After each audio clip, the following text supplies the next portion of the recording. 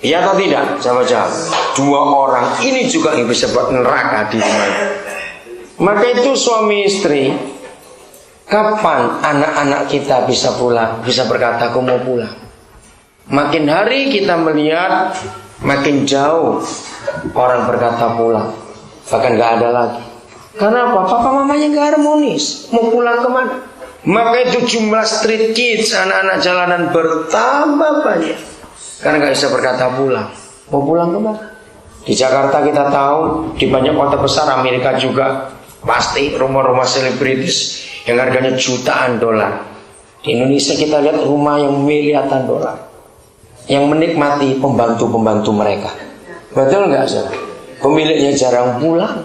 Berapa banyak saya pernah konseling, saya kaget pertama tahu itu. Suami-suami kalau mau pulang telepon dulu tanya, mamamu sudah tidur belum? Kira-kira kenapa? Kalau sampai suami mau pulang tanya mama sudah tidur atau belum, ada anaknya. Karena mama pikir daripada ketemu harimau itu lagi lebih baik jangan pulang dulu. Maaf. Daripada ribut, ngeri sekali. Maka itu suami-suami sombong bertobatlah, istri-istri angkuh bertobatlah. Sama angkuh dengan sombong itu. Ayo kita bertobat. Kasihan nih anak-anak itu, mereka nggak salah. Jadi ingat suami istri, kitalah yang bisa menciptakan surga atau neraka di rumah kita. Hal yang mengerikan kalau orang yang sama bisa ciptakan dua hal yang bertolak belakang. Dan itulah kita manusia. Mari kita buat rumah kita jadi home semua buat anak-anak kita. Alkitab ini bicara banyak, kata ayo pulang, ayo pulang, pulang. Begitu banyak pembahasan tentang kata pulang. Saudara, maka itu jangan biarkan setan menipu kita lagi. Ya. Bagaimana kita suami istri bisa ciptakan neraka di rumah kita? Kita buka Efesus pasal 4. Maka itu saya bilang, kalau setelah mendengar ini kita tetap nggak mau bertobat, mati aja sudah. Suami istri serius saya berkata ini dalam nama Yesus. Jangan saling nyalakan lagi, saling mengampuni suami istri. Tuhan berikan hukum yang luar biasa ini. Ayat yang ke-25 mulai sampai 27. Silakan Pak Inggrisnya 25 sampai 27. Ya 25 dulu ya. So stop telling lies. Let us tell our neighbors the truth. Ya. For we are all part of same body. Ya, tunggu. Saya mau ambil kata same body. Nah dari kata ini same body, saudara begini supaya lebih cepat mengerti. Pokoknya hubungan suami istri selalu pakai kata kepala dan tubuh, kepala dan tubuh. Betul tidak? Pakai hukum itu. Jadi suami dalam hal apa saja belajar jadi kepala, istri belajar jadi tubuh. Ingat kemarin kalau di dalam keluarga ada dua kepala namanya apa? Monster. Karena satu tubuh dua kepala, bukan kembar siam padahal. Nah itu ingat itu baik-baik. Jangan istri jadi kepala, biar suami jadi kepala. Same body. Dalam bahasa Indonesia lebih gampang.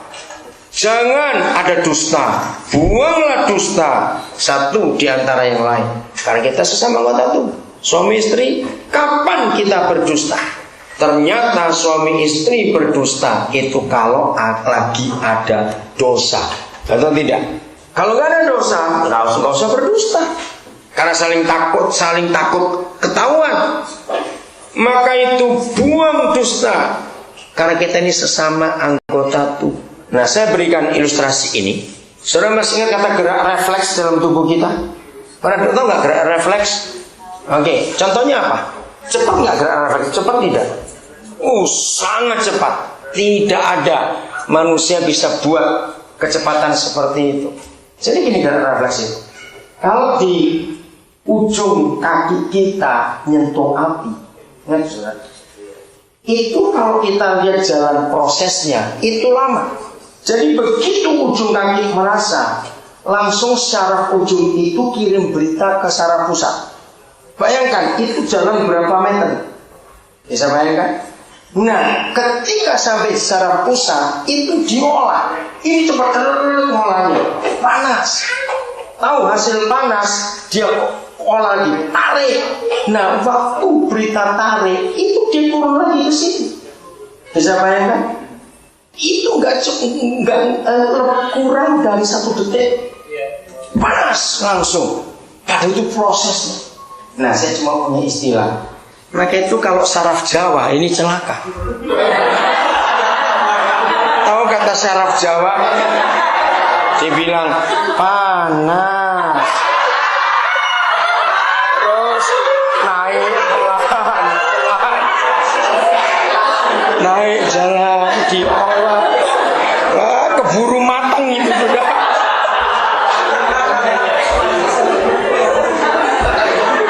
Oke, saya ngerti ini.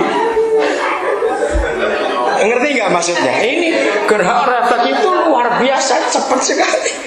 Nah, waktu dia saraf ini memberi perintah panas, lalu saraf mengolah tarik, itu 2 kali pulang pergi loh ya. Betul nggak? 2 kali bolak baliknya ini. Hebat sekali. Nah, arti ayat 25 bagi suami istri dengar. Ini penting sekali. Maka itu suami istri harus tahu ini kita satu tubuh. One body, the same body. Kita harus tahu. Untuk sampai ke saraf pusat di otak, itu melewati berapa bagian tubuh? Dari ibu jari melewati telapak kaki. Kalau dihitung lagi dari ibu jari nggak ada ruas jari lagi. Ruas jari ke telapak kaki, telapak kaki ke tumit, tumit ke betis, betis ke lutut, lutut ke paha, terus ke naik semuanya. Nah, bayangkan kalau sampai lututnya ini berdusta, sarafnya bilang panas, bohong.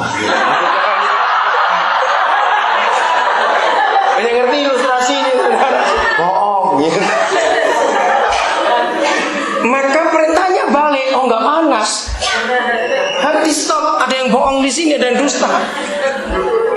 Dengar suami istri itu kalau kita saling berdusta, maka tubuh kita rusak sendiri. Renungkan, rusak sendiri tubuh kita.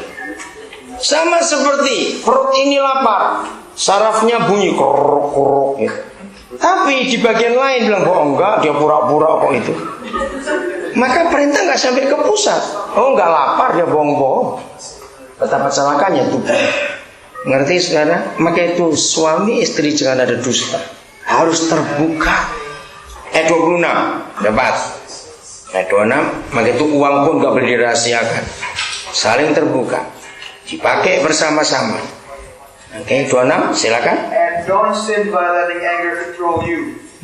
Don't let the sun go down while you are still angry. Ya, saudara, pertama saya belajar ayat ini tuh aneh. Mana mungkin ada marah tidak berdosa? Ayo jawab, ada nggak? Semua marah itu dosa. Ternyata ada. Dari sini saya belajar, ingat, yang boleh marah hanya yang sudah kawin. Yang masih single tidak boleh marah. Loh kenapa begitu? Ini ayatnya. Jadi kalau mau marah kawin dulu, baru boleh marah.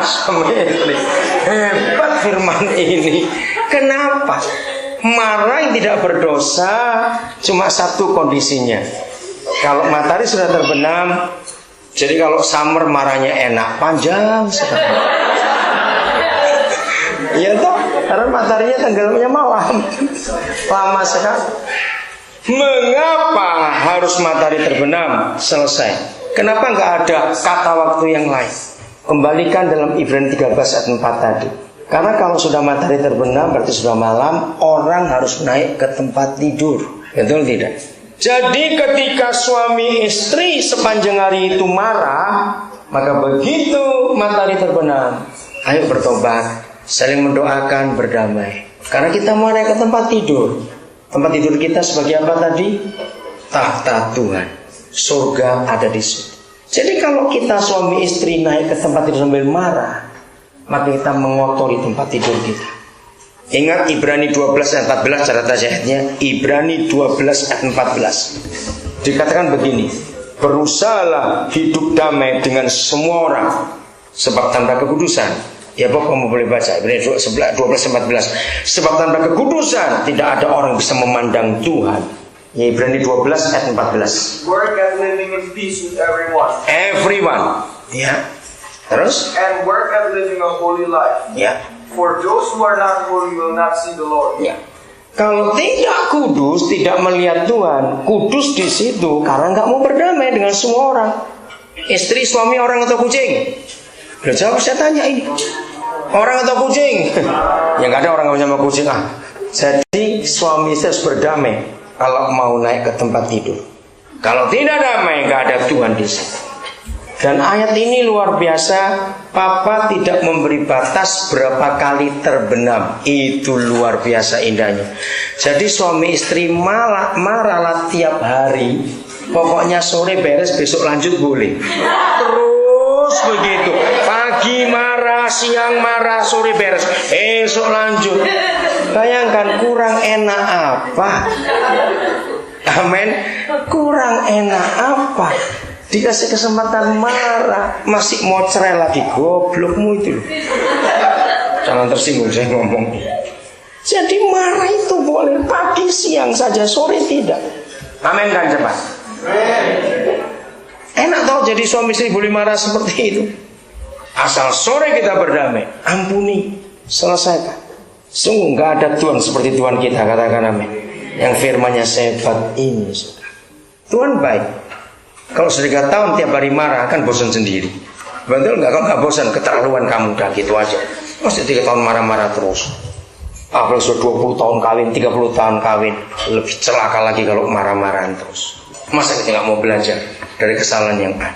Ayat 26, lihat. Dalam New Living Translation bagus. Ayat 26 beda yang bahasa Indonesia. Bacakan. Oh, 27. Maaf, saya salah. 27.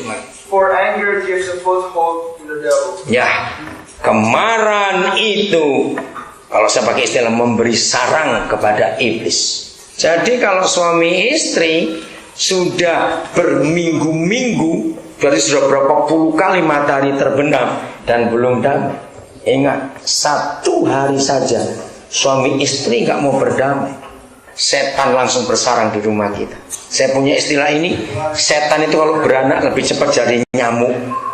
Serius, nyamuk itu cuma berapa hari sudah netas punya anak lagi. Nah setan, kalau suami istri nggak mau berdamai, anger menjadikan sarang pada iblis untuk tinggal di rumah kita. Besok kita bangun, setan sudah punya cucu di rumah itu, saudara. Serius. Makanya itu berhari-hari saudara nggak mau berdamai dengan suami istri. Wih, berapa juta setan di rumahmu. Itulah neraka itu tadi. Bisa bayangkan, nggak ada home buat anak-anak, walaupun ada house. Jadi suami istri itu keputusan kita harus ambil untuk menjaga pernikahan kita. Hadirkan surga di keluarga kita. Ingat kemarin kita belajar the final job, final restoration. Kita ingat itu. Bahwa Tuhan ingin surga hadir di antara kita semua. Amin. Dunia melihat Yesus. Mari kita menghampiri Dia.